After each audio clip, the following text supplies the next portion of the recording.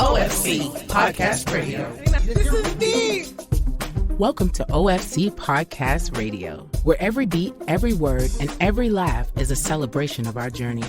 Join Gina the Great, your joy curator, Farrah Hammond Freeman, the head honcho, and me, Queen Kaya, your soul sister. Stay tuned for a dose of melanated excellence right here on OFC Podcast Radio. But before we do anything else, we're going to bless our show and the kings and queens listening. Blessed melanated rising, my people. I am so grateful to life. I'm grateful to God, our creator, and I'm grateful to our ancestors for bringing us yet into another year and for creating another opportunity for us to be able to get on here today. And I just ask that today's show, let it be enlightening, let it be entertaining, let it be uplifting, but most importantly, let it be empowering for each and every one of our listeners out there as we send out that spirit of love, light, unity, strength, great health, wealth, peace, safety, awareness, consciousness, vigilance. I want to send out, like, we're in a crazy time. I'm trying to send out a little bit of everything. Vigilance, third eye opening, intuition, guiding, spiritual covering, and all that good stuff, as well as joy. Hotep, amen, ashe, aibobo. Well, it was a time. It is a time. It's going to be a time. Now, let me just say this. This holiday season was one for the books. Now,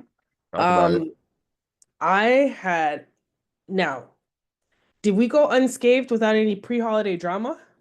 No, we didn't. But did that just mean that those who want to be miserable with themselves just didn't show up? And, we were able to have a great time of our lives? We absolutely. So, we were better for it. Wait, hold on. I missed the part. You said there was a part where you said people didn't show up? Is that what you said? I missed that part. Well, yes, because those who wanted to bring drama and just misery, they failed to show up, which was great. Either desisted or just didn't come, which was awesome. Because all kind of goodness. Everyone else had the energy of just like, we're here to have fun. And that was and certain people are just like, ooh, you're doing this just to be really mean and evil. But what I know is that what surrounds me, that doesn't prevail. So, and again, it wasn't necessarily that it was directed to me, but just like I said, some people just really like misery, and oh well for them. Yeah, but I feel like I'm missing a part. Like, I don't know if we're talking. You said over the holiday season. Like, did I miss this something? Is like for the 24th and the 25th, like for like Christmas Eve and Christmas. We okay, celebrate. Right, but for the dinner by mom. Because I remember. What's that now? Oh no! I remember you said prior to us taking a holiday break, we were talking about how intense the planning for the dinner was going. Yes. Yes. It was very intense. Is this the follow-up conversation to that dinner? Some people missed it. Some people. Yeah. Is that what we're talking about? Exactly okay. That. All right, got it. I felt like I missed something. I was like, yo. I feel like I'm missing the beginning of this conversation. Yeah, like that exactly. It was from our last. Oh, it was from our show where before we left on holiday, or before Christmas actually happened. So that was then. But you know what? With all the things being said, it was definitely not a week and a half of relaxation, if you will.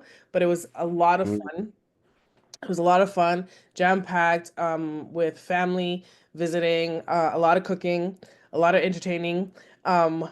So we did, I guess this is now our new tradition, is like having holiday games. So like big games with prizes and stuff. And the holiday game of head, shoulders, knees, and cup. Have you ever played that? Have you ever heard of that? No, it sounds funny and fun at the same time. Yeah, so you're face to face. There's a line of two people. You're face to face. There's a cup in between each couple, if you will. And so then you have someone who shouts out heads, shoulders, knees, and between the three the three body parts, and then when they yell cup, you have to go and grab the cup. Okay, got it. You can be like shoulder, knees, shoulders, knees, head, knees, shoulders, knees, and then cup, and then the first one to grab it, then it's down to when it's just two people. When I tell you that it kind of reminded me, have you ever played spoons? Nope. So oh my. Okay, because spoons can get very aggressive, and funny enough, within our family, we haven't played spoons since Jen was like pregnant with Millie, because it would be Jeez. too too dangerous for someone to play that when you're pregnant. But spoons is basically when you have spoons in the middle. Ideally, you have plastic ones because metal ones will hurt you. And depending on however many people you are, you have the certain amount of suits of cards that you pass out. Okay. So once you get four of a kind, you're supposed to go grab a spoon in the middle, but there's always one spoon lesser than the amount of people that are there. Got it. And so you lose once you spell out spoon every time you miss out a spoon, right? And so we're a pretty competitive family, and in that, playing these nice little fun competitive games are very fun and competitive. So that was a good one. And the other game was who made that sound? So someone had to go to put their back to the people a little far away, and then someone in the group had to make a random sound, and that person had to guess who made it. And it was actually a lot harder than it sounds. I got it from Taskmaster. I got that game from Taskmaster, and that was really funny, both on how people either guessed someone right away or just couldn't guess who it came from, and the amount of different sounds that came out of people's mouths was pretty funny there too. So That sounds like a fun game, like for the children and adults. So that's yes, dope.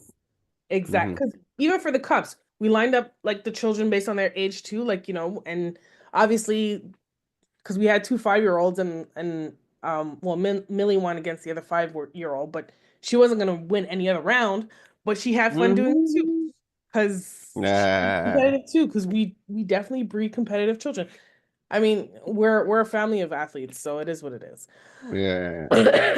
And then we moved along to celebrating my birthday, so we celebrated it a little earlier than my actual date because like it is most years on my birthday, most restaurants close down because after they're done for the holiday season, they're like, we need a break. But I'm like, but my it's my birthday now. Open. But that was a beautiful celebration. It was a great celebration. You guys came out in numbers, and that was fantastic. Everything was pretty great until my flu symptoms kicked in, and then I just went into like full on fever and chills. Yeah, that was a shame because we didn't get to finale prep. I think we took our we took a little finale shot, but you were already gone by that point. We're like, oh, Gina's gone already. Yeah, and I was trying, and like, cause I table there, it's like, Gina, I think you sure you don't want to go? I'm like, no, I'm just gonna wait. And then things were just taking too long. I was like, okay, I gotta go. Yeah, I was like, I I gotta held go. on I held on as long as I could. I did 100%, and then as soon as I got home, I was in the bed, Vicks on my feet, thick socks, rolled around. I woke up with like my pillowcase being like completely soaked in, so I broke the fever, but yeah, it was a little harsh the next couple of days, but had a great time on my actual birthday itself. I went out, grabbed a small bite because I'm tired of eating. I'm stuffed. Okay, Okay. All right. I'm For the full. whole year. That's what you're saying. I But I'm mean, tired of eating. I'll let you know when I'm gonna eat again. You know what I Okay. mean? I'm not trying to eat like that. But we did an escape room. Fun. Escape room. It was supposed to just be me and my mom. 'Cause my mom was like, "Oh, I want to like at least she wanted to do a small activity with me on the day of my birthday." Mm-hmm. I was like, "Okay, we'll do an escape room." And then my aunt called, and so my aunt Mary came, and then her son came with his girlfriend. So we were five. It was great. We completed it with the grace of like an additional I think it was like 50 seconds that we got because Oh. we were so close, and they're just like, "Oh, you have more time. The police hasn't showed up yet," and it One of just took us those. like that additional 50 second to do it. So it was really really great on that. And oh wow, oh yeah, and then on the day, I know this doesn't sound like like a lot of fun, but I had just decided to like kind of go through a lot of my clothes and stuff, and I did this huge basket of clothes that I went to and donate, and like I don't know, every time I do that I just feel lighter. Of course. Like, things feel nice and comfortable again. So there's more of that to come, but that's pretty much how that's how the holidays was for me. How'd it go for you? I feel like I was talking so much. I'm trying to like rush through it. Ah, well, yo, it's a season. There's a lot going on. Okay, so how's it go for me? Well, yes. Before I dive in to how my holiday season was, we have some amazing guests that have popped into the studio with us today. I want to give them an op first before I dive in to let us know how their holiday season was. So we have our brother Kim Dominic Ferguson, as well as our brother Kaleel John. Round of applause. Thank you for being with us on the OFC Podcast Radio, my brothers. Hey, So, so pleasure. basically, this is our first recording for 2025. So thank you both for blessing us and being with us. To kick off the season. A How pleasure. how how was your time off? I don't know who wants to go first. It's completely up to you guys. You rock paper scissors, however you want. But how was your time off? What was exciting? What did you accomplish? Woes and foes and things you want to talk about. How was it? Well, for me, the Christmas season is a bit difficult. It's a bit heavy. I lost my father a few years ago, and I have some personal situations that I'm still dealing with, and so it was a bit rough for me. But when the new year came around, I had decided that okay, it's been a while now, and I need to like change my mind and change my mindset and move in with a more upbeat and not necessarily positive, but a better outlook on things to come because Mm, staying in a state of mind like that was not going to benefit me. It hurts. It mhm, emotionally hurts. It physically hurts. It mentally hurts. And so I decided that moving forward, what I'm going to be doing is I'm going to be celebrating my father and celebrating the highlights of my life mhm, and stop living in a fear of the loss. mm, Stop living in the loss and living in life, because there's so many beautiful things that are happening. There's so much good happening for me personally, and for other people that I know. And I noticed that there was a lot of people for 2024 was a rough year. I talked to a lot of people, and people are like, yo, 2024, I'm glad that's over. So it was a bit rough, but coming into the new year, I have more of a positive outlook moving forward. I'm super, super excited about what's going on. mm. Especially coming up this Friday. It's gonna be a great, great kickoff Yes, to what yes. we'll be Yeah, talking about in a little bit. exactly. We're teasing the people now. Teasing. All right, good. No, but that's awesome though. It sounds like it was bittersweet. So because what you just said was like you almost I don't want to say almost verbatim, but damn, like it was very similar to the conversations I had, to the experiences that a lot of people had this year.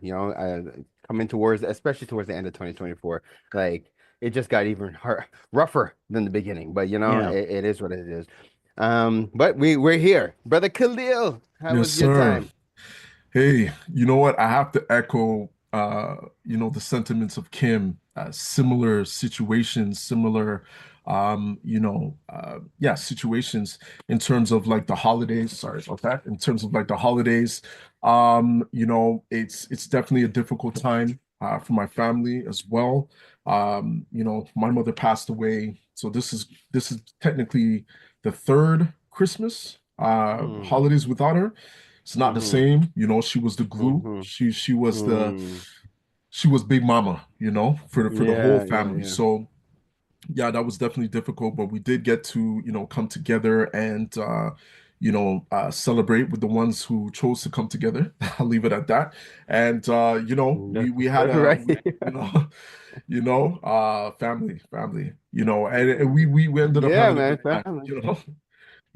it's I you hear know that. yeah, I'm happy for 2025. I'm excited for 2025. 2024 had its peaks and valleys, definitely. Um, Yes, yes, well said. and yeah, man, 2025, there's a lot of anticipation in terms of, opportunities, creating opportunities, collaboration, collaborating, that sort of thing. So yeah, it's a good thing, man. It's a good thing. Good place to be. Yo, amen to that, man. Amen to the bittersweet, to the ups and downs. Like, this is what life is about. We signed up for this. I try to remind people as much as I can. We came to this planet on purpose. We came for these challenges because they help us to evolve, not just in this life, in every life. So, this is just a stepping stone that we're going through. So, I'm grateful for it. My holiday season, like I cheated my first week off. We were off for 2 weeks. First week off it's like I wasn't even off, so it kind of sucked. It's like I just wasn't as active, but I was still doing all kind of stuff. So it's like I had promised myself I would really take some time. So the first week I failed horribly, but the second week I did do a lot better. Just in terms of just taking time with the family, just taking time to relax, not answering my phone, just turning it off completely. So that was really cool. Spent some time watching movies with the children and the family. Some older movie. Actually, one of the movies we watched was If, and another movie we watched was Wild Robot. I don't know if you guys see it. Yeah, it was good. Yeah, watched it with the kids too. Yeah. What? Yo, Wild Robot, like we If was alright. If was just like, okay, cool. But Wild Robot though, we watched that thing 3 times in the 48 hours that we rented it. It was I loved it so much. Because there was a couple of parts I even got emotional. I told people all the time I'm a pretty emotional guy. I get real sad about these things. But no, but it was I love when people are accepted. I don't know what it is. It just a little thing and understanding, no spoilers, guys. I strongly encourage you guys, check out the movie, check it out with your family. But the point is just like, the main character who was not accepted from everybody, basically, ended up being, accepted and supported. And I just love those type of things. And I guess it's because deep down, I really just have a desire to see our people care about each other. Like, it's like there's so much, like it's something in me where it really, like, if I go too deep, it makes me emotional. Like the fact that it's going to be kind of weird anecdote, but I watched another random movie, an old movie called Kick-Ass, right? I don't know if you guys ever seen Kick-Ass. It's an old I think so. Okay, I think so. Kick-Ass 1 and Kick-Ass 2. And the thing is with that movie is that the guy, he just gets fed up and he's like, yo, he's going to do what he can. And there was one scene where a guy is getting beat up by 3 dudes. And he's like, this is it. This is his time to shine. And he jumps in and he's getting his ass kicked by these 3 guys. And then they're like, people are asking him like if he's crazy, and like with everything in it, and he's like, I'm crazy. You guys are watching this guy get his ass kicked, and I'm crazy for trying to help. And I'm like, yo, this is like, I just pray for this, for a world, for sure. I don't think we'll ever have a world that's complete utopia where everything's just perfect all the time, because I don't think that's natural. I think there should always be contrast to create balance. But I do look forward to a world where we could see each other in each other, see the humanity in each other. Don't let your brother go through things. Don't just turn your back because it's not happening to you. Like, I just, so funny to say, like, I don't want to call out any kind of negative onto us as a people. First of all, just so people, I don't want people to misinterpret what I'm saying, but it's just from experience. I've seen that when life is a little more uncomfortable is where we see a value in connecting with our brothers and sisters, and or we, as I should say, we connect as a human species more when things are not so ideal in the world. So, and without knowing what is to come, I am super optimistic. I'm prepared for everything, negative, positive, however you want to interpret it. But what I would really like to see is just humanity coming together. And I'm excited because I'm going on a soapbox. Like Kim, I would like to come on your show too. I would like to come and talk about community, talk about the value of us working together as a people. Like, I'm going on a soapbox all year. So this is it. So this is what I'm excited for. But more importantly, I'm looking forward to this week as well. So let's take a quick pause for the cause, and then we will come back. And as we dive back in, let's talk about the event coming up this week. Let's talk about, just the arts and what people could be looking forward to. If your goal is to purchase a car and to make the process as simple as possible, just get a car broker, guys. You just get a car broker. Big shout out to our homeboy, Hamsdale Jacques, the owner of hjcourtierauto.com. That's hjcourtierauto.com. If you're a small to medium-sized business and you're getting started and you're ready to go to that next level, what do you need? You need a phone line and you need a website. Think Mainstream Digicom. They got all your telecommunication needs checked. MainstreamDigicom.com. You're trying to get out on the web. You're trying to understand how to navigate through ads. Check out Java Logics for all your marketing, your digital marketing. Where would we be without Preston? I don't even know. Check out Java Logics. I give thanks to Preston for what he's done for the OFC. The amount of positive reviews we've gotten from all his referrals, we're proud to stand behind his work. Check out javalogics.com. No, it's not just because he's my brother. It's because you can't talk hip-hop in Montreal without saying M City Solo. Guys, check out his latest project, In My Fields, available on mcitysolo.com. If it's not one of the hardest new EPs to hit Montreal, come and let me know. You already know. It's your boy, Pharaoh, bigging up, mcitysolo.com. Keeping the culture alive. I gotta give thanks to West Can Folk Performing Company. For the last 40 years plus, they've been promoting our culture through song, drum, and dance, educating youth, the children, the seniors. Just check them out, westcanfolk.com.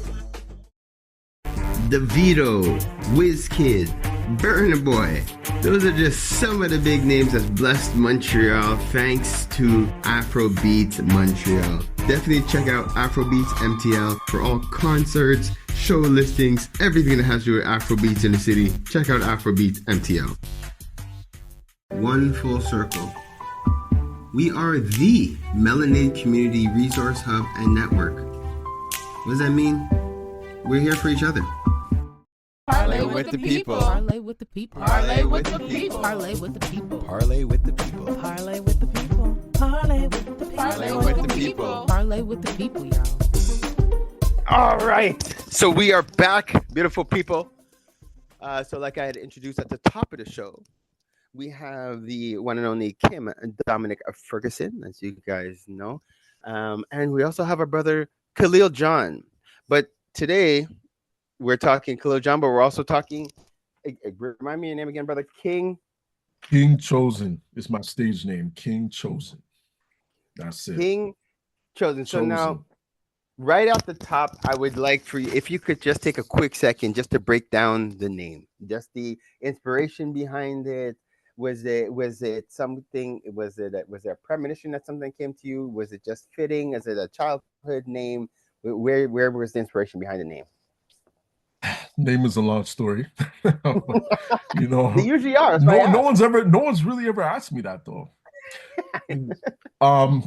Okay, so basically, growing up, my nickname was Chosen, and it was chosen because I was in high school, and I ended up going to adult education, and I met this Arabic man. He's like, you know what your name means? I'm like, no. You know, and he's like, it means closest friend, chosen. I'm like, chosen. It's true, you know, yeah. I was like, interesting. Yep. Come to find out, as I got older and I did my own research, it did mean closest friend. It didn't mean chosen. But I had started calling myself Chosen from that point on, from before. And it was a nickname that my friends would call me too, you know, growing up in the, the 90s, 2000s, you know, that was the name that I went by. And King was added. It was just fitting. A few years ago. Yeah, I was just like, yo, I'm a king, man. I'm a king, you know? That's what it is. You know, and when you're looking for social media handles, you know, online, King is taken, you know, Chosen's taken, you know, I'm like, yo, King Chosen, man, let's go. And that's pretty much how it was birthed. But Chosen has been like for most of my life, you know, I've been called Chosen for most of my life. That's how I felt about myself anyways. I was about to say, yo, the name, like spiritual, again, you guys know my spiritual. So I do feel there's no flukes or coincidences. So even prior to you coming here, you had a name, right? Like, so and it's awesome to see you walking in your lightness as well. And I also know, because my younger brother's name is Kaleel as well, so I do know that Kaleel means good friend, right? So that Yeah. is and actually shit, just the other day, you connecting with one of my best man, coming to find out you guys are brethren. It's Yeah. Crazy. it's amazing to see Crazy. how life has come full circle. Full circle. And from what he says about you, you have been a cool friend since what, 4 or 5 years old? Yeah, 4 or 5 years old, man. That's crazy. That's what's up. Time, man. So now, Time. we're here to talk about the event. So we have the Mad Poetics now. Brother Kim Dominic Ferguson, can you please, for those who might not know, talk a little bit about the history of the Mad Poetics, and also what people can expect when they come out to the events? So the history was pretty simple. Mad Poetics was conceived of in about 2003. Myself, Jason Steele Joseph, and Catherine Blenkinsop, also known as Lady Catalyst, sat in my living room on mountain sites in Côte des Neiges and came up with this idea called Mad Poetics. MADPOETIX. And what it was, the idea was to provide a space for performers of all sorts. And what a lot of people don't know is that the MAD is actually an acronym. So it stands for music, arts, dance, and drama. The poetics is obvious. And what it was like, the idea was to like create a space where music, art, dance, drama, and poetry comes together in one space. And so that was the idea. And it took another 4 years before I actually did something with it. And I started off with an erotic poetry show to launch the company. Then it took another 4 years before I did something different. With the passing of Bad News Brown, my partner at the time, I was preparing a show, another erotic presentation. It was February 11th, 2011. And I was preparing another erotic presentation, and my partner at the time, I think Bad News Brown had been assassinated on the Friday. And my partner said, why do you wait until an artist passes away, an artist dies, before honoring them? And in 2011 is when we started our open mic night called the Soirée Intime. And that lasted for 6 years until 2017. And then I kind of took a break, because I needed to reevaluate how I was doing things. And then, of course, the pandemic happened. So that even lengthened the break even more. And in 2023, when we were coming back, when we decided, okay, we need to do the open mic again.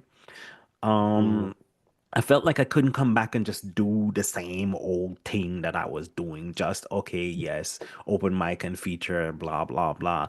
I felt like I had to give something to the city, to the audience that they had never seen before. And then I came up with this idea called Inside Mad Poetic Studios. And that's the whole title. Like, some people call it Mad Poetic Studios, some people call it Inside Mad Poetics. No, the whole title is Inside Mad Poetic Studios. And it's kind of an homage to an old show called Inside the Actors Studio by James Lipton, who also passed away in 2018. And what we do is we have the open mic as usual, we have the feature presentation as usual, but we give the audience an added bonus of really actually getting to know our artists. So we have like about a 25-minute interview with a set series of questions. And after that, the audience has the opportunity to actually ask our feature questions as well. So that the idea from 2011 of like actually starting actually showing Montreal audiences who these artists was, gets really deep. Because it's one thing to just see somebody and see them perform, but you don't know what their process is like. You don't know what inspires them. You don't know who inspires them. You don't know any of that. It's just, okay, I've seen you perform and that's great. Me, I want us to like dive deeper and get to know these artists on a much deeper level. And I feel like that's for the last year. We're going on to 2 years now since we've brought back 2 calendar years since we brought back the open mic night and we started it inside Mad Poetic Studios.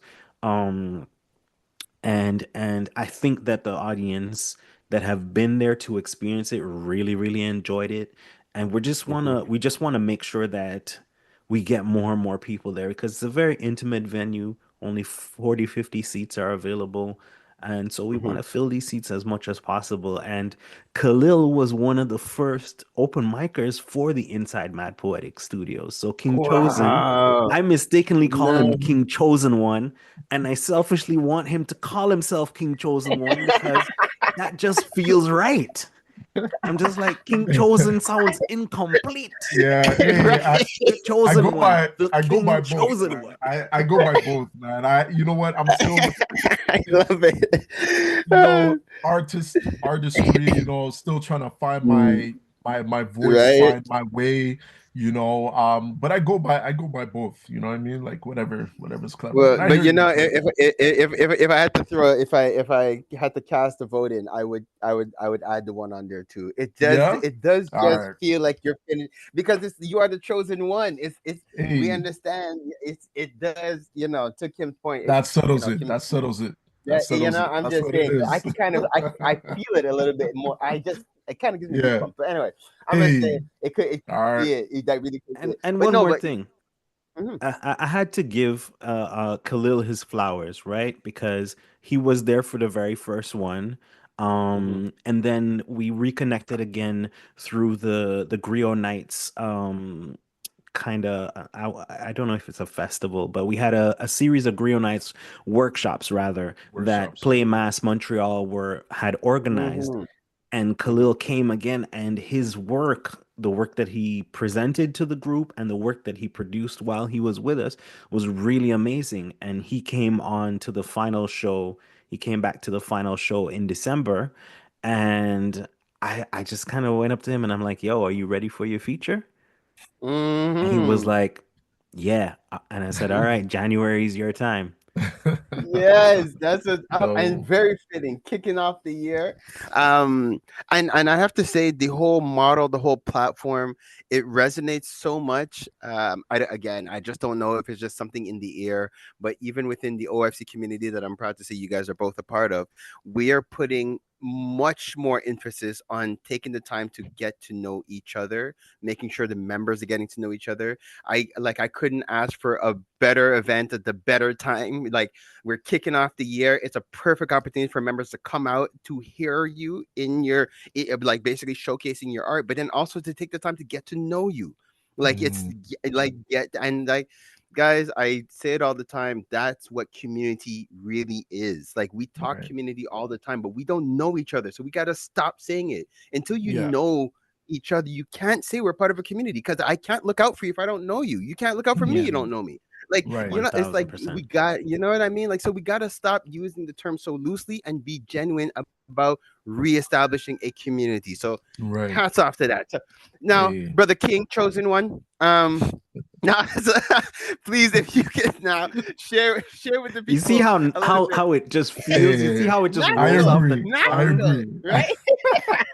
It's just natural. I figured let me test it at one Uh, time, let me hey, let's go. Let's but go. I'm you down. know what I I'm mean? But down. no, so so please, if you could just share with the people just a little bit of about the background, the inspiration, what brought you to this point of one, discovering your talent, but and getting you to a point where you felt like it was time to share it with the world. Yeah, for sure. I've been writing. I've been a writer ever since I could remember, elementary Mm, school. Back in the day, back in the 90s, it was, there was the singers, R&B was very prevalent, 90s R&B, the lyrics, people who would be rapping hip hop, that kind of thing. I wouldn't consider myself a rapper. I did think I could sing a little bit, would sing in church and so on and so forth.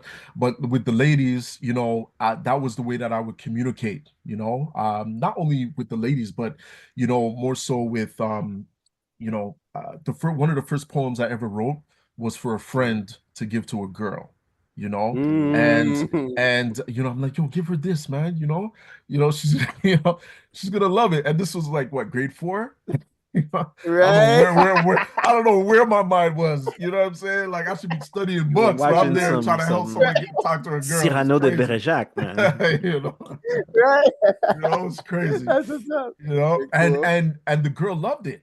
The girl loved it, and Mm. he liked it too. And ever since that, I'm like, okay, I could write, and I've been writing ever since. Um, Mm. I find like writing is the best way that I can express myself. I can talk. I feel that is one of the gifts that I do have that I feel I need to cultivate more. But the writing was it. So fast forward to 2022, my mom passed away February, and she passed away. She passed away of a heart attack, and I never got to say goodbye. Mm. And she going through like some of her stuff. She had so much writings on Mm. paper, like all over the place. She had that, and I said to myself at that point, I'm like, man, I don't want to die with all that I have inside of me. Like Mm. I want to have that out, by the time I Yeah. die, like I'm complete, I'm empty, so Yeah. the Yeah. moniker die empty, resonated so much with me. So Mm-hmm.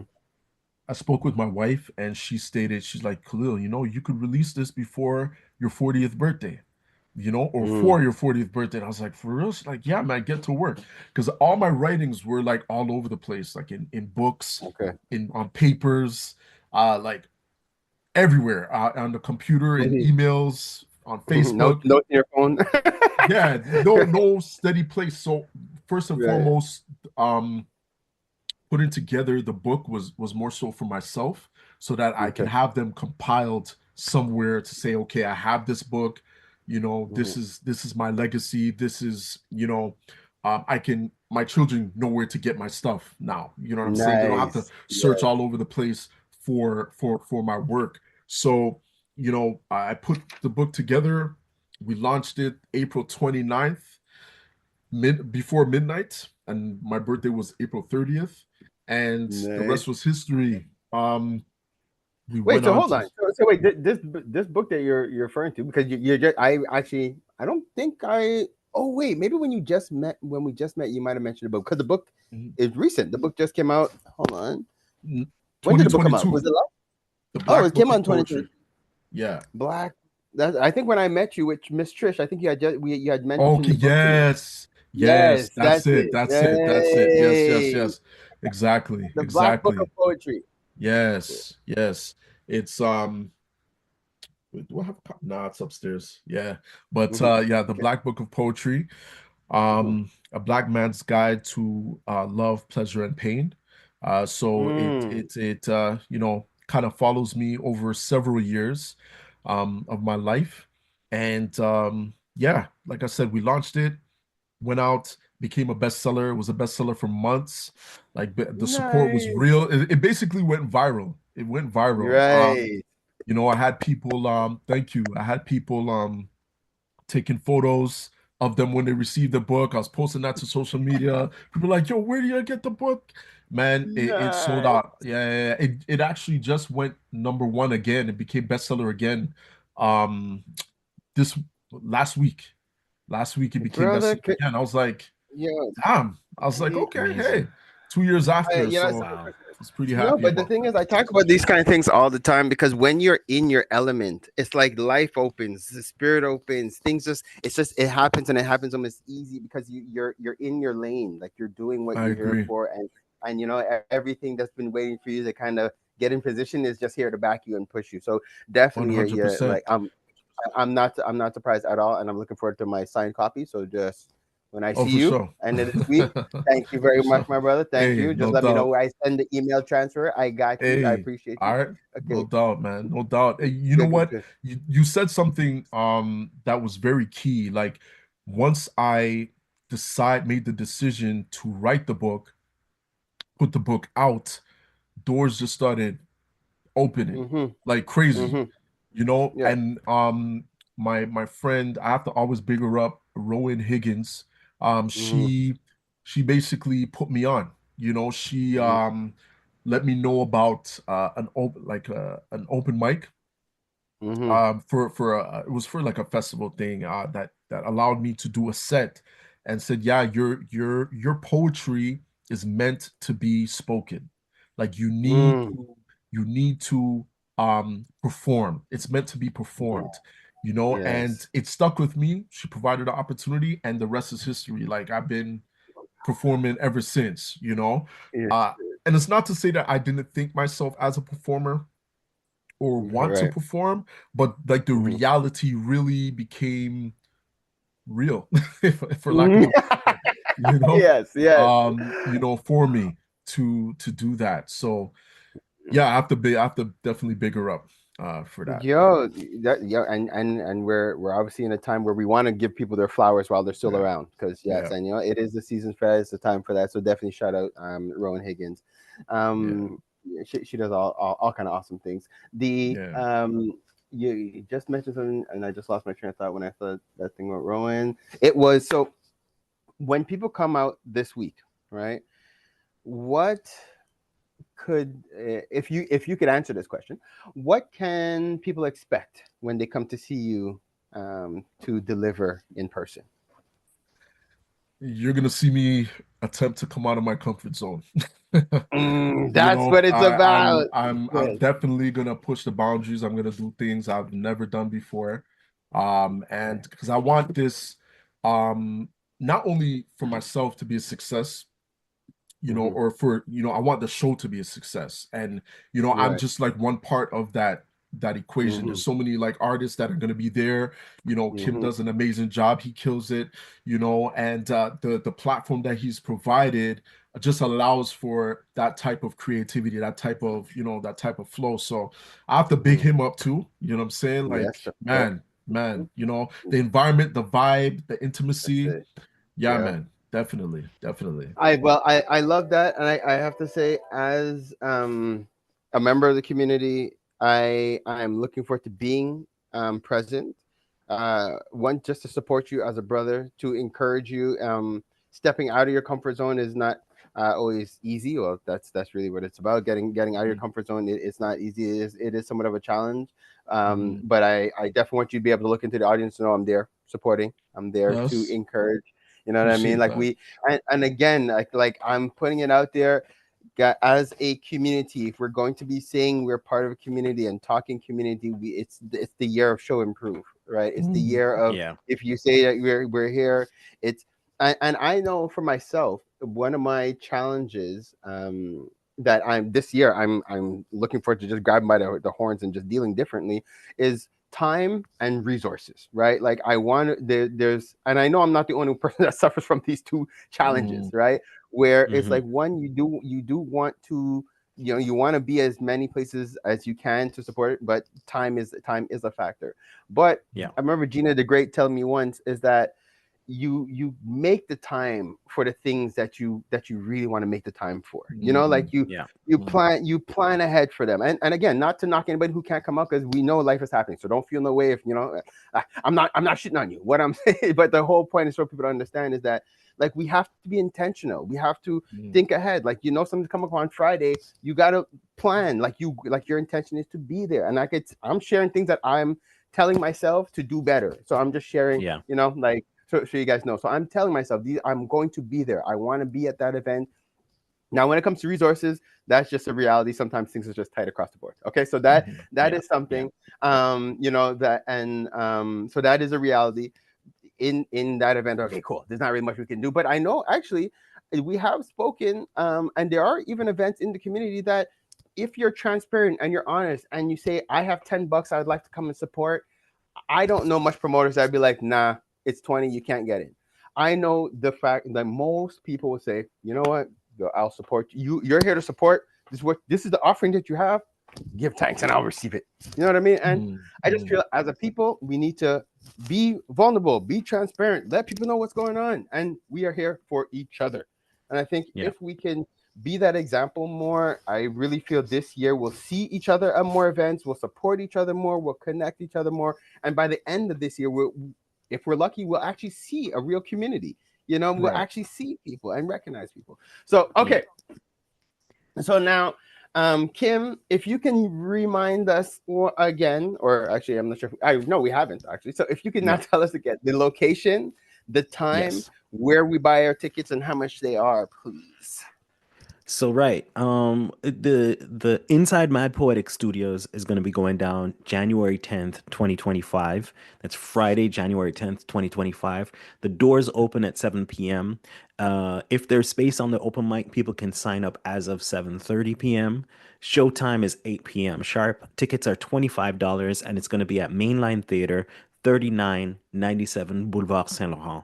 Now, OFC and listeners to OFC are getting an exclusive 20% discount if when they go into the inbox, they type in capital letters OFC 10012025. They get Write that 20% down. off. That means if you bring 5 people, technically one person gets in free. Hey, I like them So- ones. I like that.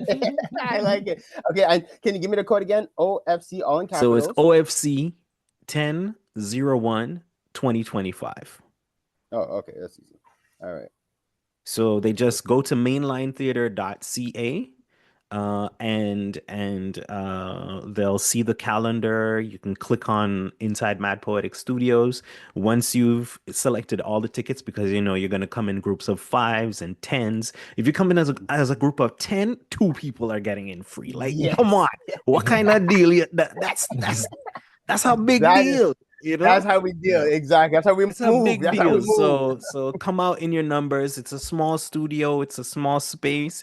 Mainline theater doesn't sell alcohol. But there's these non-alcoholic beers that they sell that taste almost like alcohol. I haven't had alcohol in a long time, so it tastes like alcohol to me. And it's just gonna be a good time. The artists are amazing, the open micers are amazing, and we go mad poetics and we get everybody involved, and we encourage people to do a call and response, because I want to get out of this very colonizer way of observing things where we're always silent. Like, silence is not appreciation of poetry for me, of spoken word for me. What's appreciation is making noise. And like, if you have a rhyming poet, like sometimes you have these poets that are constantly rhyming, sometimes you can guess the rhyme, right? So guess the rhyme. You can say the rhyme out loud. It's gonna make them you'll see their faces light up like a Christmas tree. And we also do a thing called rewind, where like if a poet says a line that's so dope, somebody can call out rewind, and then the poet has to say the line again. Like, we love that. offer this very unique experience, and I just want as many Montrealers, young and old. The age limit is 16 and up. So we really want to bridge the generational gaps and have as many people come on as possible.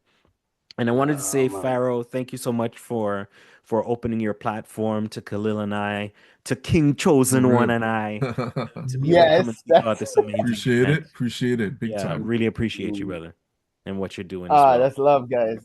That's love. It's love. It's it's a passion. It's a desire. It's my calling, and I'm glad to be able to be walking in it and to create these kind of spaces. So I appreciate you guys just the same as well. Now you guys know how I like to close these things off. Wait, hold on. I forgot. Contact. If somebody wants to call or email, if they have a question, where do they go? Like, can they reach out to you guys if they want to connect with you guys? So the best way for me to get in touch with me would be my social media, at Mad Poetics, MADPOETIX. For you, Kaleel? It would be Instagram, and that would be at King Chosen with a Z, 1. So that's pretty much on every platform. Yeah. Beautiful. So, guys, good. I just like to make sure people can reach you guys when needed. If not, they're gonna be calling me. So I like to try to redirect. So good. Now, I like to close off these interviews by giving our guests an opportunity to empower our listeners. And you guys are our first recordings for our 2025. I'd be honored if you guys could both share just some words of encouragement, words of empowerment, something you'd like to leave with the people. All right. Well, I'm gonna share with you something that was shared with me actually. I run an open and I run an open writing circle every Monday morning at 6 a.m. So we get up bright and early and we write together. And last week, as we were closing the end of the year, one of the things that one of the people said is, "What would you write if you weren't afraid?" And I went a step further and said, "What would you do if you weren't afraid?" So I encourage people to think about what they would do if they weren't afraid of doing it, and then do it anyway. Because what is the worst that could happen? You could fail. Failure is a part of life. And any failure you don't get up from is a good thing for me.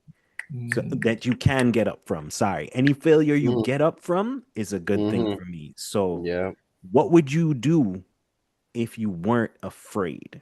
So that's the thing that I would leave with people, because so many of us got ideas, so many of us got projects, and we sit on it, we roosting like a hen, and I'm like, what is going on? We're not chickens.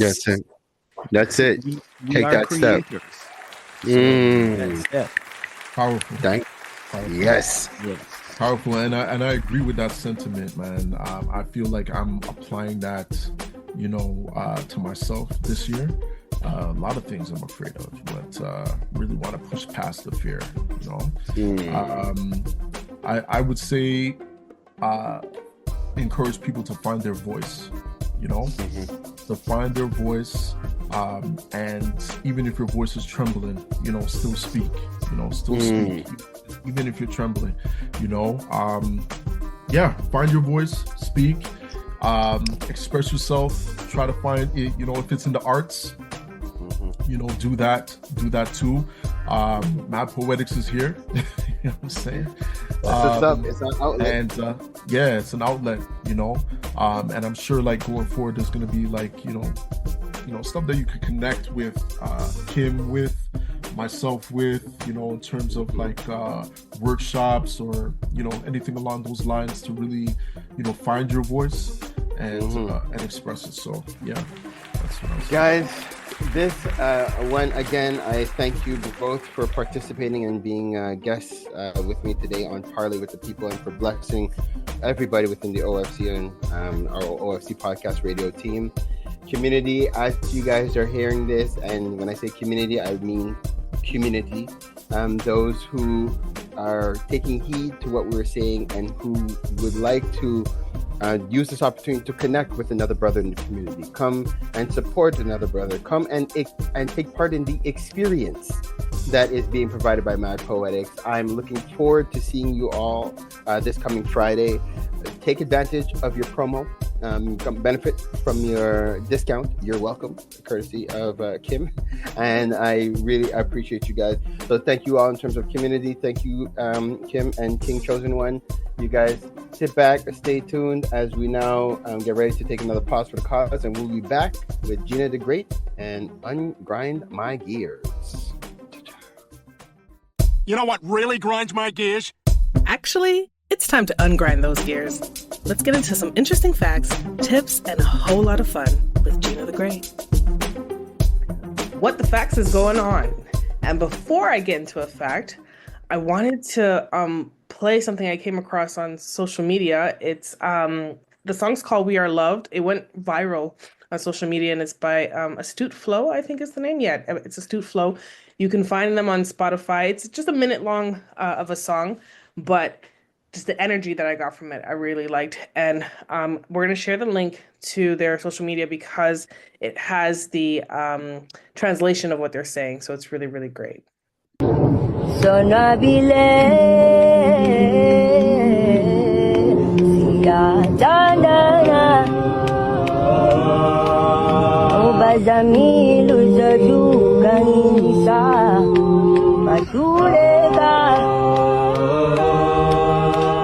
abaphansi bavumile ukuba sifanelene thina zobabili masikunye siyajabula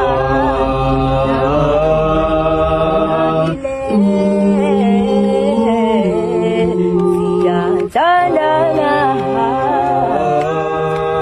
ayibazamile uzadukanisa ayibahluleka abaphansi bavumile ukuba sifanelene thina sobabili masikunye siyajabula jabula asibe happy mundana asibe happy sibe moye asibe happy mundana. Fire though? Did you not Yeah, just feel I felt it all down in my crib. Wow. G, that was dope. on, Wow. That and was you, dope. and I was listening through Spotify, and I just realized it came out. They just released it on Spotify on January 4th, 2025. Because shout out to that, because that was my actual birthday. So no wonder. It was a gift to you, Gina. No. The world cares. Happy belated birthday. Thank you, For thank you, real, kindly. happy belated. Thank you, appreciate you. Yeah. So I want to kick off with that. To only continue on and speaking about Professor Mushudu Chufularo, who's the first doctor in the world to cure deafness by using a 3D printing technology. So he's a South African educator and otolaryngologist. I promise you, Sounds like an air doctor. Sounds like an air doctor. Well, I mean, great deduction skills there, Farrell. On point. So he led his first team to use a 3D printing for bones to reconstruct the middle ear implant, which provides a cure for some kinds of deafness. And he's also a pastor, and he has several published books. So shout out to Professor Mashudu Chifularo from South Africa. It was a quick fact today. Shout out. For real. Yeah, it was a quick fact today, but I want to also share that with the We Are Love from that. And also actually the We Are Loved, you can find them on Instagram, at least at Astute Pro, and they also have a link on their Instagram for donations to help them for the studio, and that they're just a bunch of talented kids, and so shout out to them. I just pulled it up on YouTube Music because I decided to not continue my Spotify just for sheer wanting to not support Spotify this year. And I'm seeing them on YouTube, and I see I guess they're now picking up on YouTube because it's not super viral on YouTube yet. So I feel like I'm gonna help to share their YouTube link and get the numbers up just so they can be streaming on all platforms doing well here because it is that time. So shout out to them. So a motivational post that I came across, a lady shared that her 3-year-old said that she wanted to be an astronaut, and her mother told her that she had to study hard, go to college, learn a lot of science, and take a physical fitness test. And she shrugged and she said, well, that's just 4 things. So basically, it was a post that kind of also went around, and it's talking about how a child's mind is always very positive, and then it's a bit limitless. And I think as we get older, we do put a lot of limits on ourselves, and the feeling of like things that can't be done. And as opposed to looking at the weight of what it means to go and study and school and tests and all these different things, she's just like, oh, soft things, that's just 4 things. And so a teacher responded that she had showed the tweet to some of her classmates, and now whenever sorry, it wasn't a teacher, it was a classmate who she showed it to her fellow classmate, a student, excuse me. And so whenever any of them are stressed with anything, someone will say, well, oh, that's only X amount of things. And so, the 3-year-old is they're motivating the world to break it down to the simplest of things. Life isn't supposed to be hard, at the end of the day. Yeah. And it's a choice. choice. How we choose to respond to circumstances is a choice. I remember Huey when he was younger, playing. I can't remember. I think it was when he was playing football, and he would be so happy about winning second place. Like he's like, oh, the team didn't win today. But we no, what he say no. Well, our team didn't win first. Our team won second. I'm like, okay, that's how his mind was interpreting their loss. So I no problem. I like that outlook though. I like how I get the whole participation ribbon and whatnot, and blah, blah, blah, and people being upset about it. And like again, I mean, at the top of the show, I spoke about how competitive of a family we are, and like how there's athletes in our families and whatnot. But like the idea of being stuck on winning is very much more an ego thing than it is an amusement of it all. And so, sure, in the in the realities that we have today, you know, second place is first loser, but I think I like the idea of it being like I still won. That's it. And again, You had to win to get to second place. Talk about it, but also it's like these youth, they're still some like a lot more spiritually connected than us, you know, hardback adults, so to speak, where you remember as a spirit you came for experiences. Like you didn't come to win or lose, you came to play the game. Like you came to have a good time, to give it your all. Like so a lot of these youth, bless them, because they still remember that. Yeah, I just came to have a good time here, eh? Like I had a ball. Like I don't know if the team didn't win, but we had a great time. Like, you know, so that's really what it is, you know. So it's just more of us just need to remember it. We came for the experience. 100%. Well, hot off the press of when we were recording this today, Justin Trudeau resigned.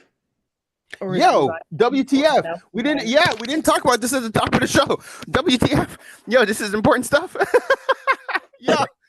It's like, wait, did they find out that he's in the Diddy files and the Diddy video files? What's going on? Oh my God. So all these things came to mind too. So actually, there I believe, I don't know if they actually voted, but it might have been a vote of what is it? Non-confidence. So you guys know when Trudeau he called for an election in the middle of a pandemic because he was hoping to get more seats because he did not have a majority of seats in Parliament. And so he called for an election in the middle of a pandemic, in the middle of like pretty much economic crisis as well, because elections cost money, by the way, our good old tax paying dollar monies. And we paying a lot of taxes. And let me get to that because I got sick again. And like and I know this has nothing to do with Trudeau. This is more of a Legault problem, but the Quebec medical system, oh man, it's got problems. It's embarrassing. It's so problematic. It's so problematic, and it's not a Canadian thing because every time I'm talking about this, that, or third, and I speak to my sister or my dad, they're like, "Oh yeah, I just went to the clinic and I got my antibiotics. Oh yeah, I got my this, that, and third." It's like, word, okay, word up. All right, it's just us.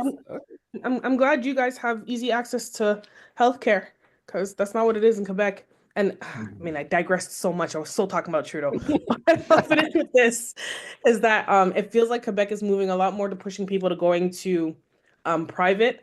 But I'm like, we pay the most taxes in all of Canada, and we can't even get proper crazy social. Absolutely crazy. Like this doesn't make any sense. And so now you want me to pay all these taxes and go private, and because you just hope like, oh, I have private insurance because for those who have private insurance, their insurance will cover for it, but they don't cover for everything, and not everyone has great insurance like that. Anyways, so Trudeau, we'll get to another time. Whew. So Trudeau's out. Like, did they play a video? Because I missed it. I saw that there was an announcement, but I didn't get to watch. He resigned. He resigned. He stepped down. So so to that point is that he called for that re-election, and not only did he not win majority, he actually lost seats. So he was even more of a minority.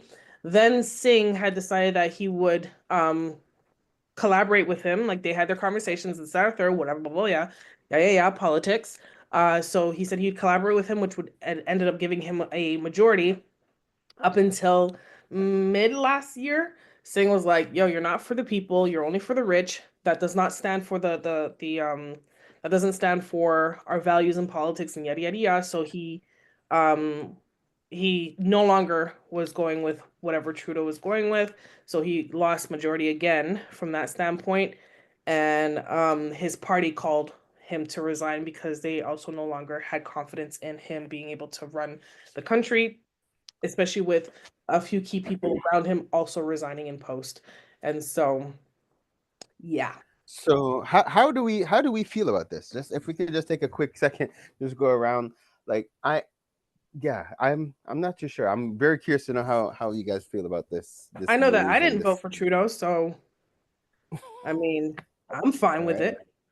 Okay, all right. So then that's okay. Here's the thing, and when I did my votes, don't get me wrong. Like when I do my voting, I do it based on the policies that people say, and I give it a grid, and I give it a value of a grid.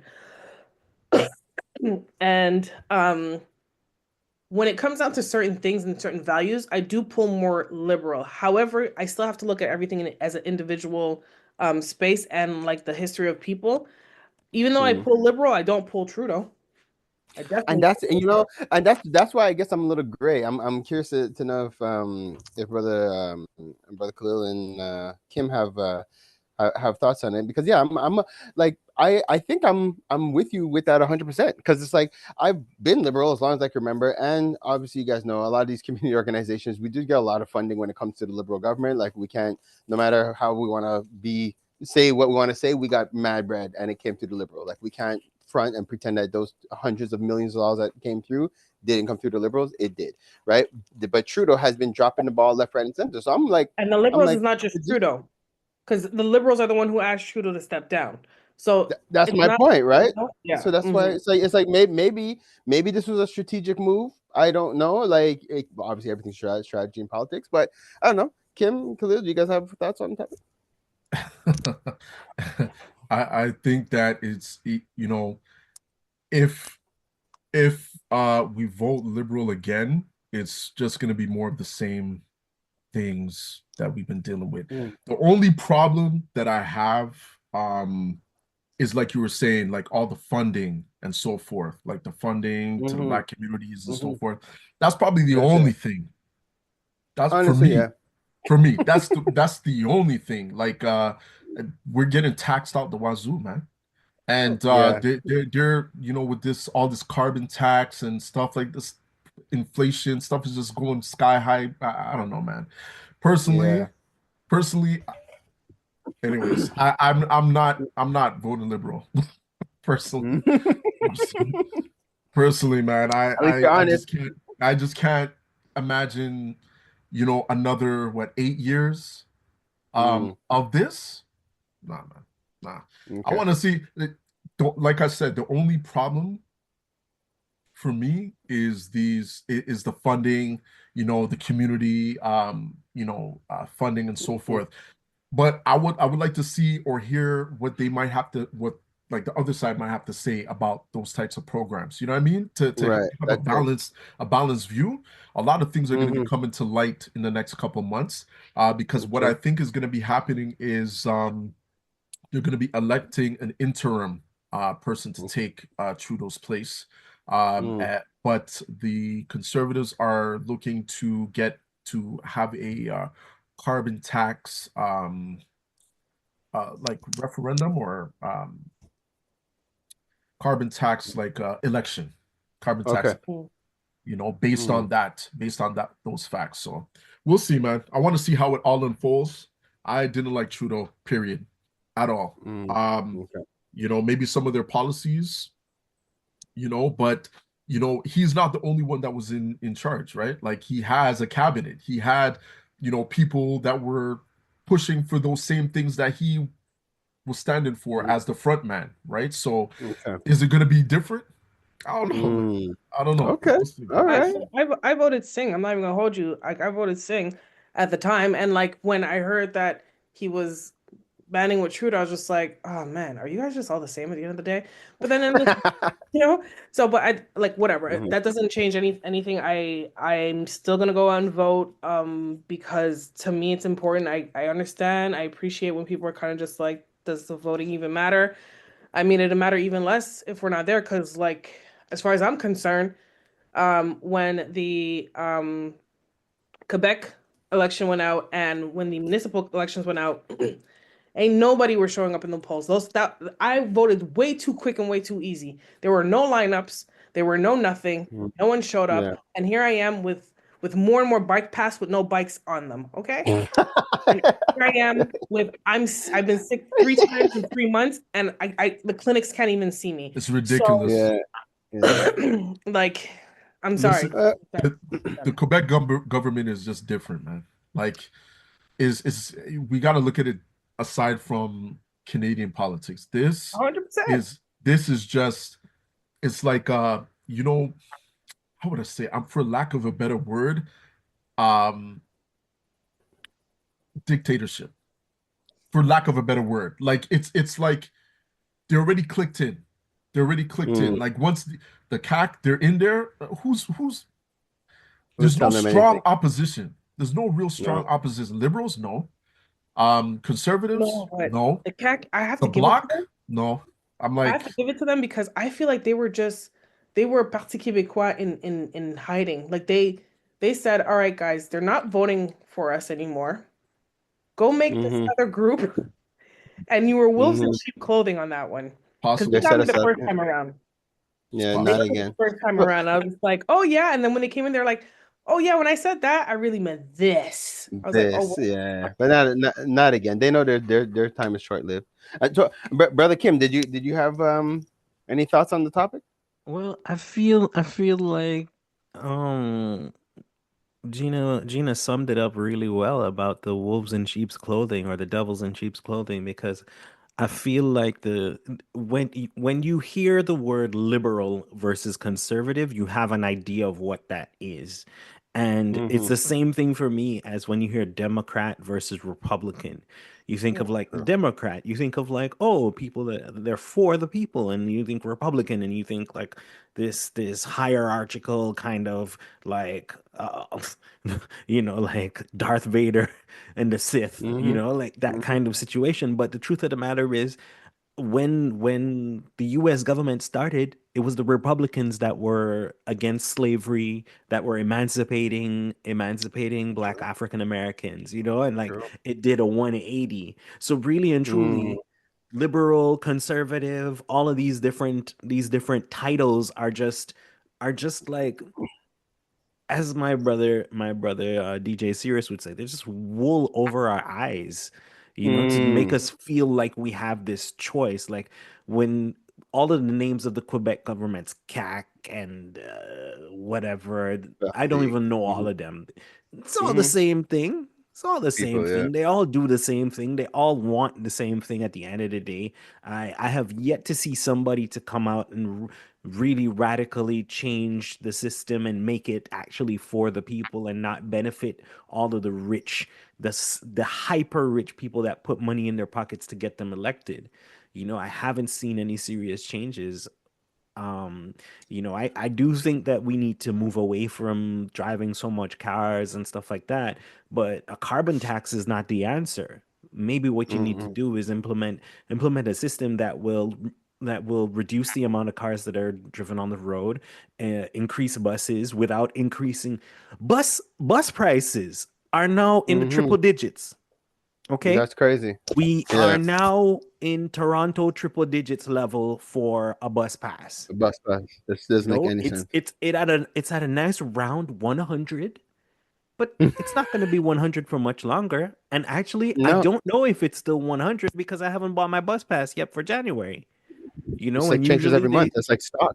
It changes. Just keeps going it up. changes every 6 months. It changes in January and then in July.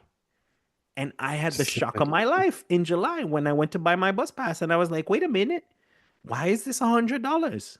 You're like, I just want Montreal, not the South Shore too. They're like, no. For this side, and like the metro is very like.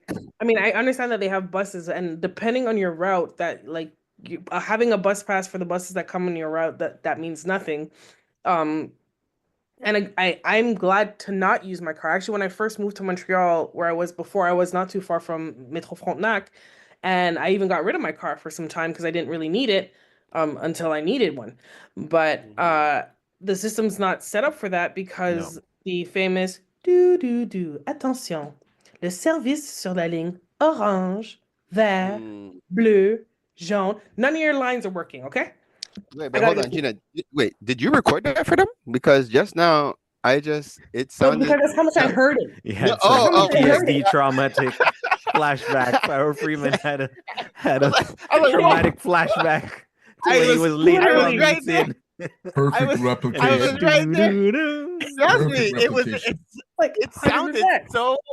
It's ingrained in my head. I think I wake up at night like, okay. That's funny. What Alright. I'll make a new skit. what I find very comical about that, whenever like everybody's on the platform and we hear that doo doo doo. Everybody, I see everybody collectively clench. Everyone collectively Stop clench talking. and everyone looks up and is listening very, very carefully. And then you see this collective sigh when it's like, okay, we're on the Yeah. green line. It's on the orange line. We're good. Good Facts. until Lionel grew. No, these are anyways. But this is anyway, Jen. This was definitely a topic where, and I think politics is something as a community we need to start being more intentional. But like in terms of the conversation, we need to be more intentional. We need to plan more because they're all there's no what's the word, like pretty much all devils in sheep clothing. Like we've already come to the conclusion of that. The only way it could work for us is if us as a people, we are strategic in terms of how we're voting and we're intentional about applying pressure to the bodies. Because I think if And we let it, sorry, go ahead. but sorry, and representation. If you haven't, like, I'll be honest, I'm not here to be a politician. However, if you want to be like, they're not looking at our people and they're not listening to our thing, our needs, well, then you need people in the community to get into these positions. Because even to that point, like, I know someone who is under CAC, but in a different municipality, and he's actually doing great things, because like again, when it comes down to politics and voting, what affects you the most is what's done at the municipal level. And then it goes beyond that because that's the municipal is your everyday. Like if you look at it like that, yes, your municipal is your everyday. Your provincial might be your every month, and the federal is your every year. Like, Okay. you got to kind of look at it That's like really that. You have to vote accordingly. But sorry, I cut you off. What were you saying? Yeah, no, like to that point, it's just that we need to be more involved. Like we need to, like we can't just sit back and complain about it, but we're not at the table, we're not coming to the meetings, we're not coming to the events, we're not mobilizing. And again, politics is not for everybody, but brothers and sisters out there, if you have something in you and you want to get involved and you need support, come to the community, come to the OFC. Let's see how we can rally behind you. If you are serious about it and you want to go to another step, it would be our pleasure. I can tell you guys, I would get involved in politics just because my desire to help people is so profound. Like it's deep inside me. I can't even explain it. But at the same time, I kind of have to pick my battles. Maybe later in life, but right now, just maybe later. Like, yeah, and maybe this is the starting point. Maybe right? this is the point of like knowing what it is what's necessary for you to go into that space. I had a question, Facts. Gina. Mhm. When you say municipality, do you mean like your neighborhood? Like, for example, NDG would be a municipality, Côte de Neige is a municipality? Because sometimes I find that these words are like put out there, but you don't really understand what like the common person doesn't really understand. Like me, I don't understand what that means. Yeah, well, so like, yeah, you have your well, and I should probably say your neighborhood and your municipality, right? So like, Valérie Plante is the mayor, the Montreal mayor, and I say this because I'm a Montreal citizen, Montreal resident. Thank you. But you do have your neighborhoods. So even though Valérie Plante she's the mayor of the city, different neighborhoods have different representation, and they don't necessarily fall under her, and they're supposed to represent your voice based on that neighborhood. And ideally, hopefully, your neighborhood will reflect how that person is in that space, and their voices. Like I said, they're your voice in that mayoral office, right? And so that's why sometimes you see things are different from one borough to another because you have different representation. I won't necessarily like Westmount and Montreal West, like they're completely different because like Montreal West has its own taxes. Like they don't even fall under Ville Marie like that. They're just like, nah, we can afford it and we're doing our own stuff. So their taxes are mad high, but they make all their decisions in that area. Right. Okay. And so that's just the point too. Cause like if you have that, at least like that's why you'll have certain neighborhoods that you have, this is my representation. This is who I call when I'm just like, I'm not okay with this, that, and the third happening. And then maybe your space has a REM station that's gonna come because Griffintown's gonna have a REM station now on Peel and Ottawa. Whenever it's gonna come, maybe 2035. I don't know. But you know, at the end of the day, there's so many people who complain like, okay, you guys you're building all these things in Griffintown, but like our closest metro isn't even in our borough. And they removed buses. They removed bus routes in Griffintown. And like at this point, I'm like, I have to take my car if I need to go anywhere beyond walking distance, because if it takes me 12, 15 minutes just to walk to the metro, I may as well drive. I'll get to where I'm going in 15 minutes as opposed to taking the metro. So that's kind of part of it. And like I'm not a Facebook person. I'm only on it for my building and whatever goes on in Griffintown. And like literally our representative is in that group. So when there's a question like, hey, what's going on with this street? It's been closed for like 6 months. And then they respond and they tell us what's going on or what the plan is. And what. Oh, that's really good. Oh, that's good. Oh, that's good. It keeps close to the like you're close to those who have a voice for you. That's good. Absolutely. This is Mary J. Blige, and you're listening to CKUT 90.3 FM. Well, I wanted to share too this little clip that I got where they talk about the sad truth about Canada, since we're talking about politics. So I'll play this. About Canada, it has the worst of socialism and the worst of capitalism. So smart.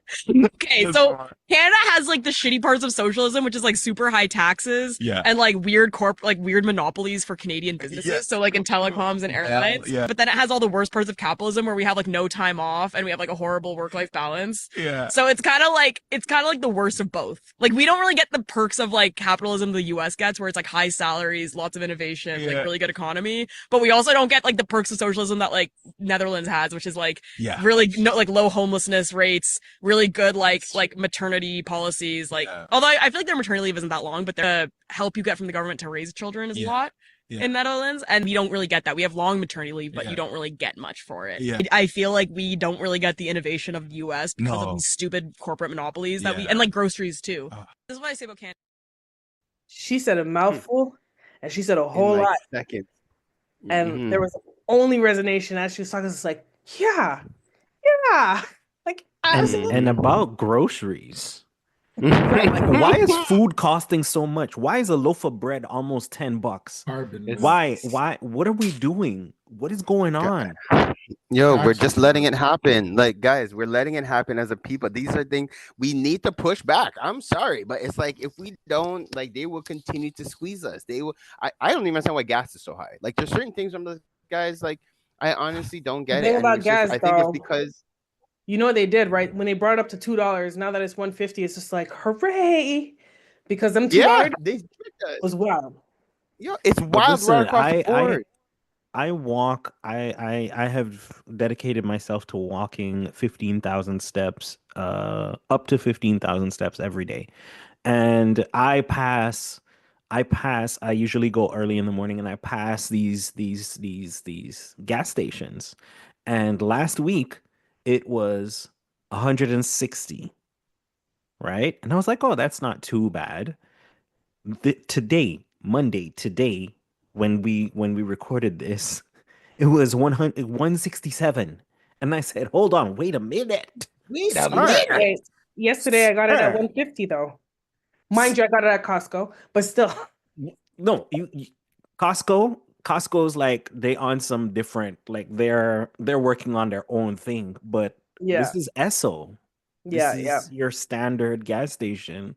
That's ridiculous. No, and it's volatile. It's volatile from one day to another. Very much so. I needed gas from Friday or so, and Saturday I was like, it's okay, I'll get it on Saturday. I went Saturday, and the Friday I saw it was like, oh, it's 159. Oh, cool. Saturday went up to 169. I was like, but what happened overnight? What happened in the night that there's a 10-cent jump? And then by the time I got gas on Sunday, it was down to 150 at Costco. I was like, y'all are I playing. don't understand. That's I why I don't only get understand. I gas. remember I only get gas one on the reserve, man. That the reserve gas, that's good gas right there. That's all I get. I don't get Well, no guys, gas in the I city. remember I'm gonna tell you guys. Go ahead, brother.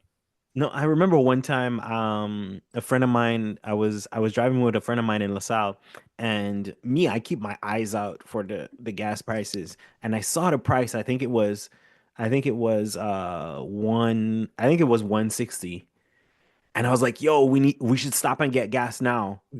And she's like, "Oh no, we'll just circle back. We'll get some food and circle back." By the time we got the food and circled back, it went up to 172. And it hurts. Like this is like 45 minutes max because we stopped and we ate. Like we decided to eat in the car. And I was like, I was so vexed with her. I was like, listen to me.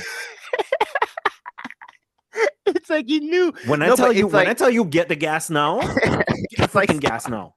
Like everything is like a stock. It's like you have to watch it. You have to watch and buy when it's low. When it's low, you buy. Just buy. Fill your tank.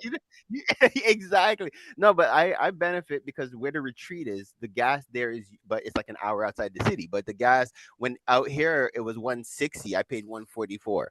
Right. And I was like, yo, I wish I could bag it and bring it home for you guys. I swear. Like, I'm just like, it's so cheap where I'm getting it. But it's like I come to the city and they're abusing it. But again, I'm calling for like a similar Montgomery bus strike, but for the people to stop driving their cars. I'm telling you guys, we need to organize ourselves and start doing carpooling, like boycott the gas stations.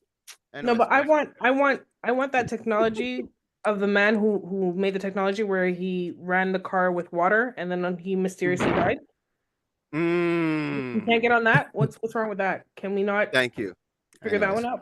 I know that there's kits to do it. I've seen like there was some kits online, but I don't know how reliable those things are right now. You know, and you know what? It's one thing to say, the boycotts and the carpooling and all this kind of stuff, but when you have kids, when you have children, man, and you need to jump in the whip and go where you need to, it's like like all that stuff needs to be really planned out. But it really does. Like really planned out, Yeah, I don't know. Guys, don't just know if it gets bad enough and the members make it loud enough noise, I will start to organize. All right. It has to come from the people. You guys know how to get down. I'm not just going to randomly come with initiatives. But if the people are uncomfortable enough, I will mobilize. All right. Sorry, Gina. We're all over your segment, Gina. I went really on tangents, and I don't leave you off on negative without giving you a little something before moving on to trivia. But so Senegal is to replace colonial era street names with national heroes and historic events. Yes. Yo, let's clap that for it. Africa is making some big moves. The amount of them that are expulsing the colonizers from the land, the original land, Al-Kebulan. They said, wait, how are you getting rich Africa's name is Al-Kebulan. Okay. Yeah, they're just like, no, your riches are based on my reresources. We're gonna have to look at it just different. Get out. It's not working. Yeah, enough. I love it. I'm here for all of it. Yeah, I love that. Shout out to Senegal. It's bad enough that a lot of the language was lost through colonization. There's no reason for you to have to keep their names on your street and just keep the trauma. So shout out to Senegal for that. Here's another fun fact for you. The largest country that speaks French in the world is not France. Nope. It's the Democratic Republic of Congo. Can you imagine? We had that last last week, week before last, yeah. Yeah, it's crazy. It's crazy to me. Yeah. Because first I'm like, wow, they were so effective at their colonization that, a whole other country that they probably didn't even know how to speak the language has a new language, basically. And then on top of that, no, they don't even speak it as good. The French don't even speak French as good as the African people they talk to speak French. I'm still torn. I don't know how to feel about that, but anyway. Okay, well, let's jump into it. We have trivia, and before heading on holiday, we had talked about the possibility of me binge watching some shows, and I was gonna look for them. Guess what? That didn't happen. I had no time for binge watching anything. Yo, time flew by. These 2 weeks were like 2 days. It felt like I don't know what's going on. Did I even watch TV?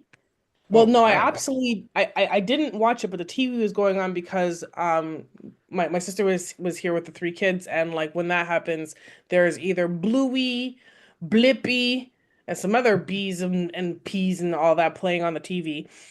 So none of your shows that you want to watch are playing. But again, you didn't have time to watch it anyway because my niece had me playing 50 million games, and don't let 10 seconds finish after we finish a game. And she's like, what else are we doing? I'm bored. I'm like, we're taking a break. Okay? A break. That's the activity. Break is the activity. But on that note, the last time I did binge, I binged Marvel. And so I have some MCU trivia for you guys. Are you ready? Okay. Oh. I'm ready. I'm ready. You are? I'm ready. All right. I'm ready. I think I'm ready. Let's go. Okay. I got over 10,000 comic books. Let's go. Oh. I watched all of these movies. Let's go. All right. So whoever has the answer, whoever I hear it first. So, clear your throats. Make sure that your connection is correct. Because first one to answer gets the point. All right. So we doing raise hands? What we doing? You know what? We can. I don't know if I'll see. Well, when you probably won't hand, see. will I see if it goes 1, 2, 3? Like I just don't know who will raise it first. Yeah, just throw it out. Let's like church. All right, let's throw it out. Just throw it out. Yeah, throw it out. First question: how many Infinity Stones are there? 6. There are 6. Damn. Ooh, didn't come to play. I was like, all right. 4? Was it 4? Because it's 5. It's 5, 1 for each knuckle, and then one right in the center. Yes. Yep. Where is Captain America? Singularities. Brooklyn. Brooklyn. Yes, he is. That was too. I'm just. I just knew New York. I was gonna say New York. You see, like I was. You got to be specific, man. This man represents Brooklyn. This man represents Brooklyn till he died, man. Literally. Question number 3: what type of doctor is Doctor Strange? Neurosurgeon. Neurosurgeon. Yep. Oh, neuro is the brain surgeon. Yeah, and then his hands got crushed. That's true. In the accident. Question number 4: Captain America's shield and Berkey's arm are made from what? Vibranium. Vibranium is correct. I know this. Yes, you know what I'm saying? I'm thinking adamantium in my head. I'm like, saying adamantium. No, man. I knew it was vibranium. I just couldn't say it as fast as Kim. Kim processed it as it was being as saying the sentence. Kim's like, I have the answer. My gosh, this is horrible. I know, we're getting splattered. Kim, Kaleel, let's team up. All right, go ahead. I don't know if it's gonna do us any good. Side chat. Just start putting answers before you even hear the question, just so that you can remember. Oh man. Okay. Question number 5: who was able to pick up Thor's hammer in Endgame? Captain America. Vision. Captain America is correct. Endgame, not Avengers Ultron. Man. Yeah, because I was like, wait a minute, second. Okay, yeah, Captain America. Captain America. Wait, hold on. Who did you say, Kaleel? Vision took up the hammer. He was the first one to do it. Yeah, he was the first one to do it, but he took up the hammer in Avengers Ultron. Right. Or Age of Ultron, rather. So you can tell that I watch these things. I think you should just give Kim the No, but I want to understand. So wait, so Black Panther never picked it up. There was never a time Black Panther. No, he never tried to. He never tried. Okay, he never tried. Just wanted to make sure. Okay, just making sure. Well, in the comic books, he did. That's where I was thinking I saw it. You never read it, Pharaoh. You never read it. Stop. Stop immediately. Yeah, Gina. Immediately. All right. Right. Go ahead. Question number 6: who was responsible for King T'Challa's death? Ooh. T'Challa or T'Chaka? T'Chaka, excuse me. King T'Chaka. T'Chaka was oh my god, what the white guy? Baron von Strucker. I don't know with the purple mask. I don't remember his name. I'll take that. Zemo, but yes. Yeah. It was who? Baron Zemo. Zemo, yeah. No, Von It is Strucker was there. the other It is guy. a purple mask, yeah. Yeah. Baron Zemo. Yeah. Question number 7. Damn. On what planet was the Soul Stone in Infinity War? Vormir? Vormir. Shut up, Kim. How do you? I throw this computer. What are you talking about? You know what's funny? My gosh, My man. clue, my hint would have been throw up. Because every time I hear it, it sounds like they're saying The Vormir. French version of Yeah. throw up. Yeah. Yeah. Oh my goodness, Kim. Because there were so many different planets. I was like, is that the right one? Oh God, I feel so good. Yo, the fact that you know them, period. Damn. Listen. Well, wasn't one of them like Nowhere or something like that? What was it? Yeah, well, Nowhere wasn't a planet. It was actually a dead celestial skull that had like a living environment on the inside of it. Oh, interesting. But that was where the collector kept a few of the Infinity Stones. All right. Oh So my back God, to bringing Kim's out the geek. trivia. I know. Question number 8. Which movie kicked off the Marvel Cinematic Universe? Iron Man. Iron Man did, yes. You know, guys, for those listening, I had no idea when I picked this trivia. As I told you at the beginning of this, I just picked it because the last time I binge watched stuff, I was binge watching MCU. I did not know that, and there's still 2 questions left. That Master Marvel was going to be on the show. I didn't think it was going to be a blowout. And God I mean, damn like it. I said, there's still 2 more questions left, but y'all got to clear your throat and speak faster than Kim, because like That's clearly we're not doing it. Kaleel, are you there still? Hello? Kaleel went off camera a couple of times. You looking at Marvel Wikipedia? What's going on? Not even, man. Not I'm even. buying back my time, okay? I know. You guys are funny. All right. And my time is best to you. Strong, Gina. Is this, All how right, many question questions number left? 9. There's 2 more questions. Question number 9. Make it double or Nick nothing. Fury. Go ahead. Nick Fury wears an eye patch. On which eye? The left eye. The left eye is correct. All right, guys. We got one more question left. Oh my God. First of all, how can we validate that? Can I challenge these questions? Can I challenge it? Are we sure it's the left eye? I just The left eye. all right. It's all this right, eye. Fine. Right here. Like this. Fine. No, but if you look at most one of the things that you'll notice with most movies, including Star Wars, anything that like happens to where a character gets dismembered, they usually do it on the left side because the majority of people are right hand dominant, so they just cut off their left hand or bust out their left eye. Like that's usually what happens. But too though, because like I think Thor was like the exception when Hela cut his right eye. But I wonder if that makes more sense because isn't there a twist where your left hemisphere and your right hemisphere starts on one end at the top of your head, and then when it gets down to your body, it switches over.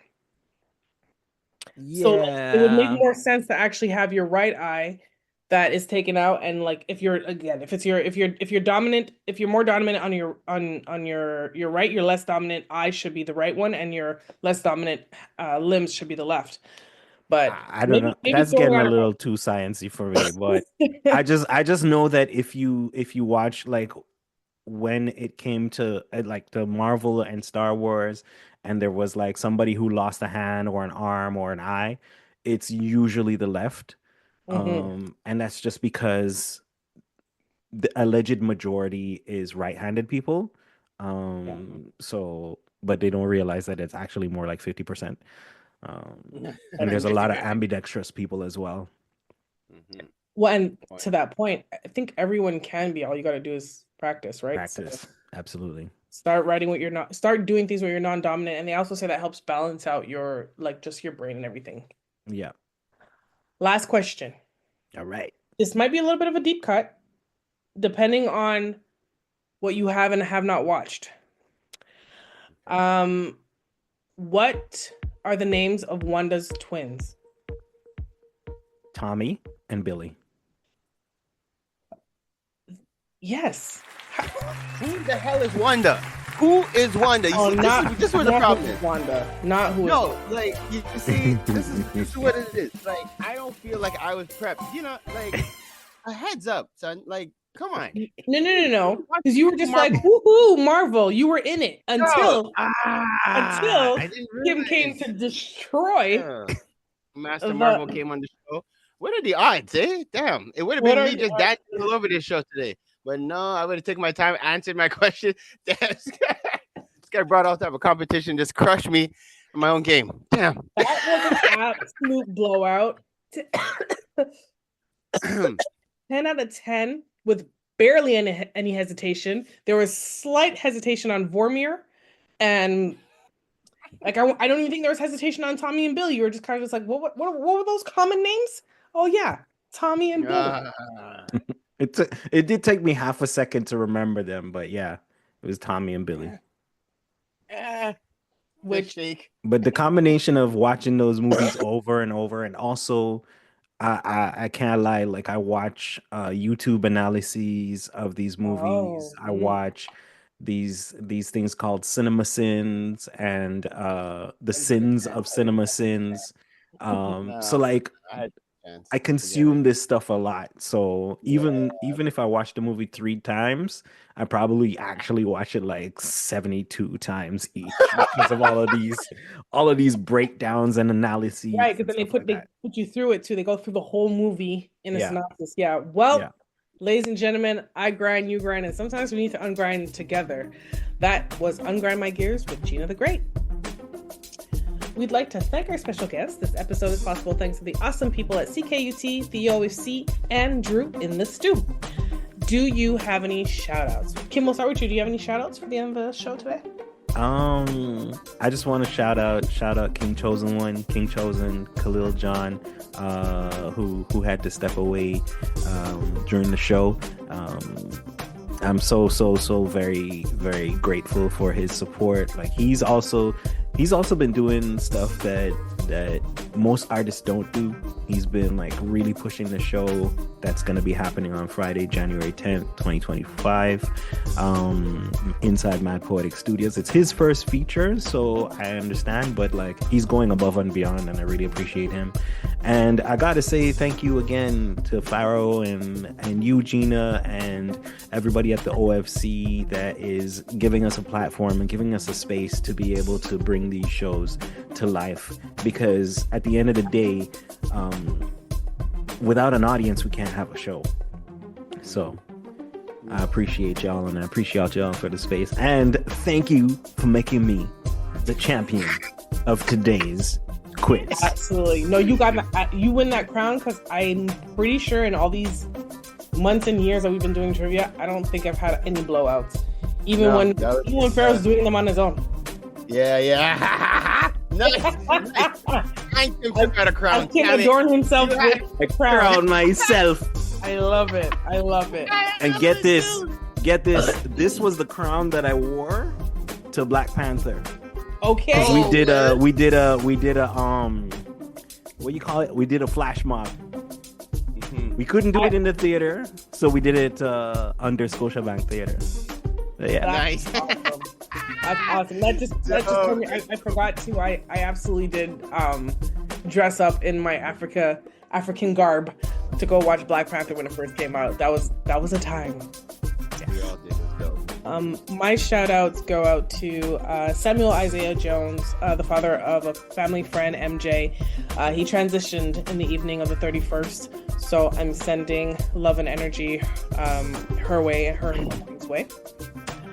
I also would like to shout out to Capricorn, because it's Capricorn season in effect, and it was a bad bit birthday not too long ago, so shout out to Capricorns and myself.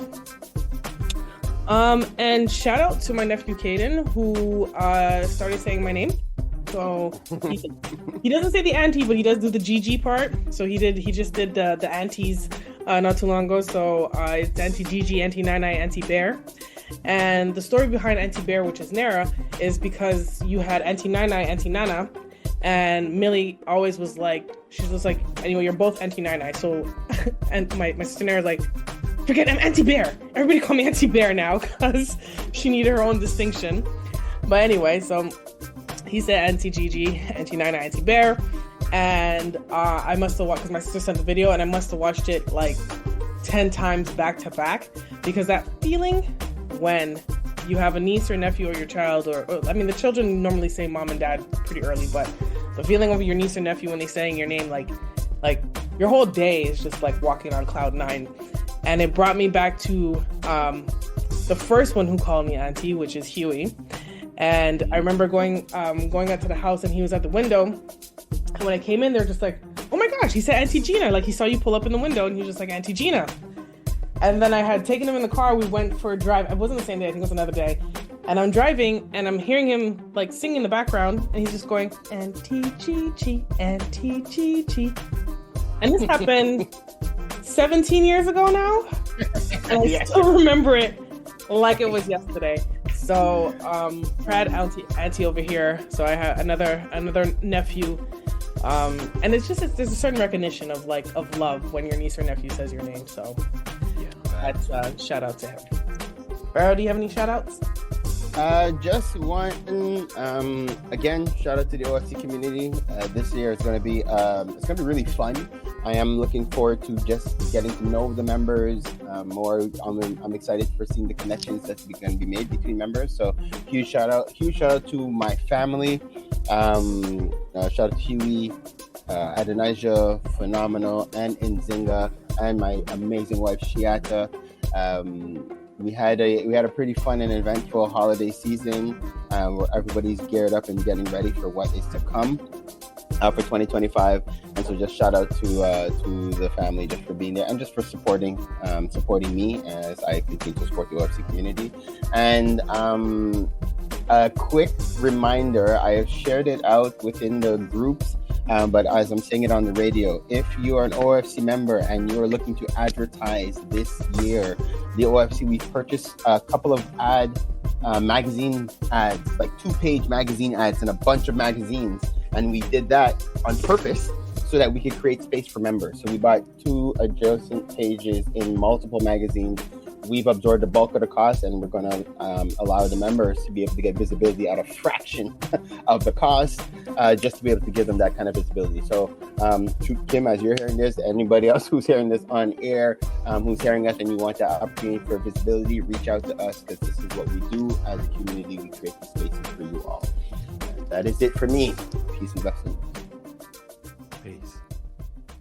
Kings and queens, this was the OFC Podcast Radio with Pharaoh Hammond Freeman, Queen Kaya, and myself, Gina the Great. We're on every Thursday from 7 a.m. to 9 a.m. on CKUT 90.3 FM. Hopefully you got your dose of entertainment, enlightenment, and empowerment. Stay blessed and highly favored. OFC Podcast Radio.